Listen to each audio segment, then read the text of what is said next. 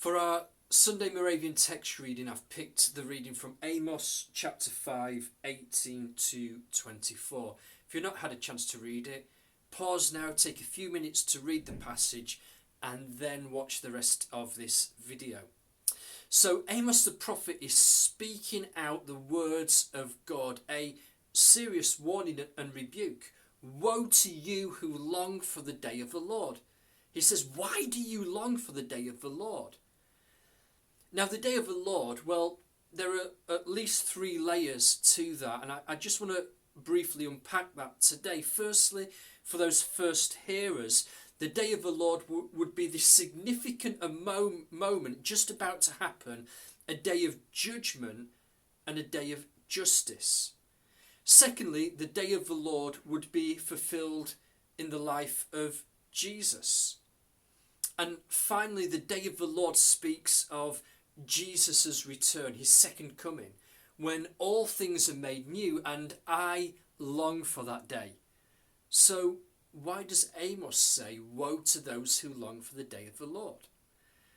Well, Amos is speaking into that first layer, an imminent day of judgment upon Israel, upon the leaders of Israel, upon those who had turned from God, those who had turned to idols, a day of judgment upon those who had oppressed and neglected the poor and the widow and the orphan and the outsider.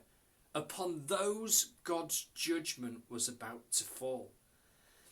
And in this immediate context, that judgment, it would look like God's temple in Bethel being destroyed by the Assyrians, 748 BC. Judgment upon his wayward people. In this context, justice looked like that out of the ashes and the ruins, God would restore and rebuild. So that's that first layer. Amos is saying to the leaders of the nation, why long for the day of the Lord? It won't be a day of judgment simply upon God's enemies, those other nations. It will be a day of judgment upon you. God will remove you from your seats of power. God says to them in this context, this first layer, I despise your worship. I cannot stand your assemblies or sacrifices. The noise of your singing and your music, your so-called worship, it needs to stop. That is not what God really desired from them. Like David sang in Psalm 51, God does not delight in sacrifice. He does not take pleasure in burnt offerings. The sacrifices of God are a broken spirit, a broken and contrite heart, a repentant heart. This is what God desires. God's greater desire is that justice would flow like a river, that righteousness would flow like a never-failing stream. So what about us today? How do we apply the words and the warning of Amos the prophet? Well, we apply them through the lens of the cross. The wrath and judgment of God fell upon Jesus on the cross so that you and I could escape it. There is no judgment, there is no condemnation for us in Christ Jesus, which is wonderful news, isn't it? We can joyfully long for the day of the Lord because for us it is simply a day of salvation.